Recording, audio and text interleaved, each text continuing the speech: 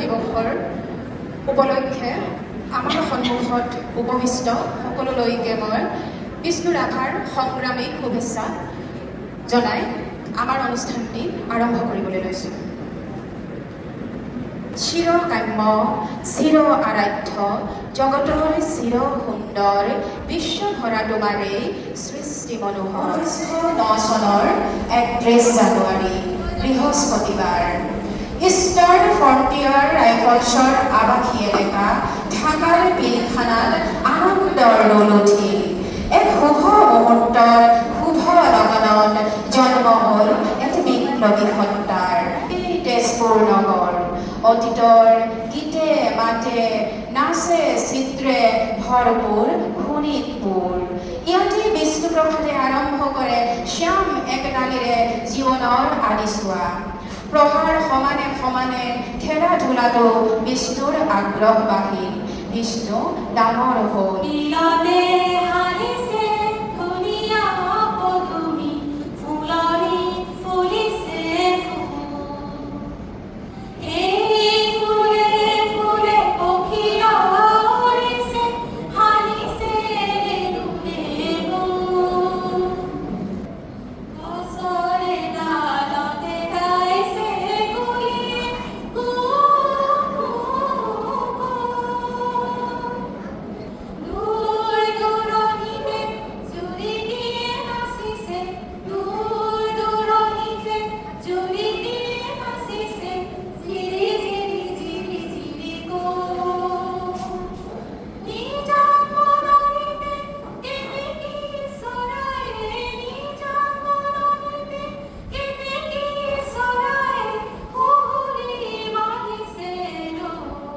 ধূলি মাৰিলে পুলিচে উমান পায়ো সকলোৰে আদৰৰ খেলুৱৈ সুগায়ক স্বাস্থ্যৱান স্পষ্টবাদী সুন্দৰ অসমীয়াটি ডেকাটিক গ্ৰেপ্তাৰ কৰাৰ সাহস নহল।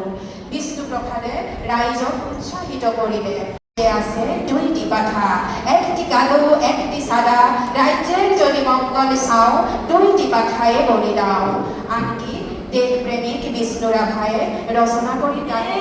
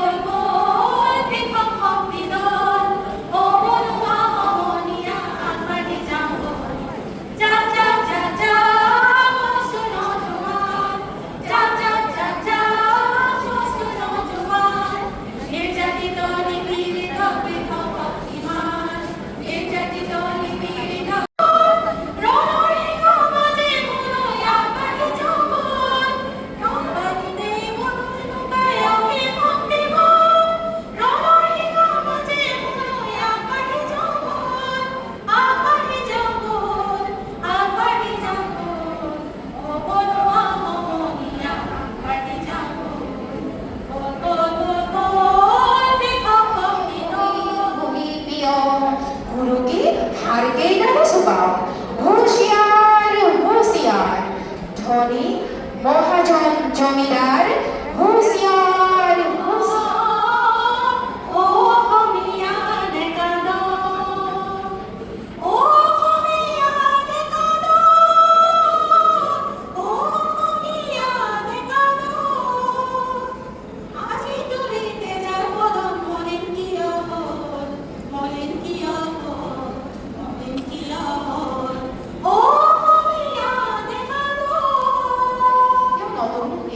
সপোন দেখে সুন্দৰ জীৱনৰ ৰূপ আৰু ৰসৰ বাবে শিল্পীৰ মানৱ মন্দিৰৰ দুৱাৰ মুকলি হয়।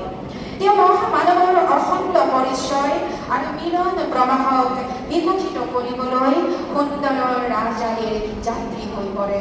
বিষ্ণুপ্ৰসাদে এনে সুন্দৰ ৰাজআলিয়েদি জীৱনৰ কোনোবা এটি শুভ মুহূৰ্তত যাত্ৰা আৰম্ভ কৰিছিল।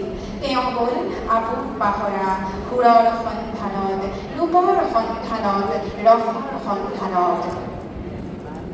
সুৰৰে দেউদৰে ৰূপৰে কি কৰি ভাঙি দিলি ফুলি দুৱাৰ গুণমাৰি পূজাৰী পূজাৰী সুন্দৰ পূজাৰী সুন্দৰ পূজাৰী সুন্দৰ পূজাৰী ফুলে হোৱাম তগৰ ফুলে নোহোৱাই কব ফুলে হোৱাম কব ফুলে নোহোৱাই যদি খোপাতে মোৰ হিয়া ফুলে পাহি দিনি গজি খোপাতে কব ফুলে নোহোৱাই যদি খোপাতে মোৰ হিয়া ফুলে পাহি দিনি গজি খোপাতে নামৰ ফুলে নোহোৱা শুভৰ কৰ যদি আমাৰ দেখা পুৰাবনে প্ৰিয়ে এই জনম মৰিয়াৰ পূৰ্ণ আশা নকৰি গ'ল তেওঁ যে নহ'ল কোৱা মনৰ কথা হিয়াত বুকুতে থোৱা মনৰ কথা হিয়াত বুকুতে থোৱা লগৰ কৰি দেউ যে নহ'ল কোৱা। প্ৰিয়তমাৰ বিৰহত মঞ্জৰিত শিল্পী তথা কবিহৃদয়ে প্ৰিয়তমাক প্ৰশ্ন কৰিছিল এনেদৰে। মোৰ কবিতাৰ চন্দ লাগি স্পন্দনতো জাগেনে স্পন্দনতো জাগেনে পথমালিকাৰ গন্ধ লাগি সোণৰ সপোন ভাগেনে ভাগেনে ভাগেনে তোৰ সোণৰ সপোন ভাগেনে তোৰ সোণৰ সপোন ভাগেনে পোহৰ বিলাবলৈ শক্তিশালী ভাষাৰে তেখেতে গালে। ঈশ্বৰে চন্দে চন্দে আনন্দে আনন্দে নাচা নাচা তোমৰ দেউ নাচা ঈশ্বৰে চন্দে চন্দে আনন্দে আনন্দে নাচা নাচা তোমৰ দেউ নাচা বন্দে বন্দে আজি ভগৱত বৃন্দে বন্দে তব শৰণ কমল বন্দে ঈশ্বৰে চন্দে চন্দে মহানন্দে আনন্দে নাচা নাচা তোমৰ দেউ নাচা। অস্পৃশ্যতা আঁতৰাই এখন সাম্যবাদী সমাজ সৃষ্টিৰ বাবে কৰা তেওঁৰ সংগ্ৰামৰ মূল আধাৰ আছিল শংকৰদেৱ। তেওঁ কৈছিল, মোৰ বিপ্লৱক অৰিহণা যোগাইছে মহান বিপ্লৱী গুৰু শংকৰে। কীৰ্তন দশম নামঘোষা হওক আমাৰ সহ্য, নাট গীত নাম বৰগীত হওক আমাৰ তুৰ্য। পৃথিৱীৰ তিনিজন প্ৰতিভাধৰক ৰাগই কৃষ্টিৰ আগৰ বুলি গণ্য কৰিছিল। তেওঁলোক আছিল, প্ৰথমজন হৈছে শ্ৰীকৃষ্ণ, দ্বিতীয়জন হৈছে চিত্ৰশিল্পী লিওনাৰ্ডো দা ভিঞ্চি আৰু তৃতীয়জনে হৈছে আমাৰ গুৰু শ্ৰীমন্ত শংকৰদেৱ আৰু তৃতীয়জনে হৈছে আমাৰ গুৰু শ্ৰীমন্ত শংকৰদেৱ। কলাৰ প্ৰতি অগাধ ধাউতি আৰু আগ্ৰহ থকাৰ বাবে বিষ্ণু ৰাভাই শংকৰদেৱক চিত্ৰিত কৰি অসমীয়াক বিস্ময়াভিভূত কৰিছিল। কলাৰ বাবে কলা, এই অৰ্থৰ উদ্ধত কলাৰহে তেওঁ গুৰু হৈ অভিহিত হ'ল কলা গুৰুৰূপে।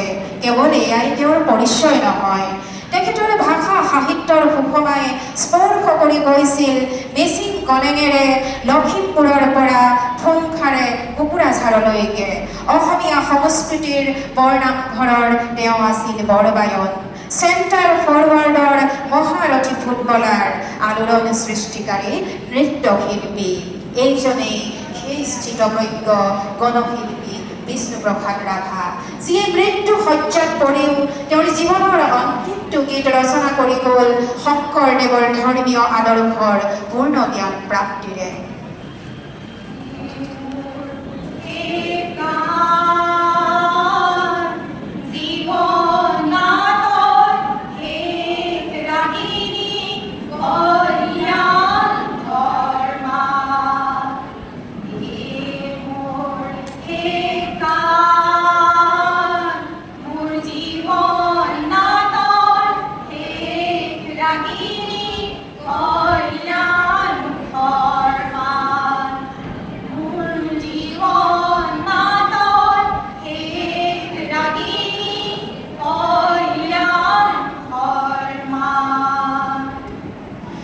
লোকসজ্জাৰ যন্ত্ৰণাত ছটফটাই থাকিও মানৱ তৰণী শিল্পীগৰাকীয়ে কৈ গ'ল, পৃথিৱীখন বৰ সুন্দৰ, মানুহবোৰ বৰ ভাল, মৰমীয়াল, মই আকৌ আহিম।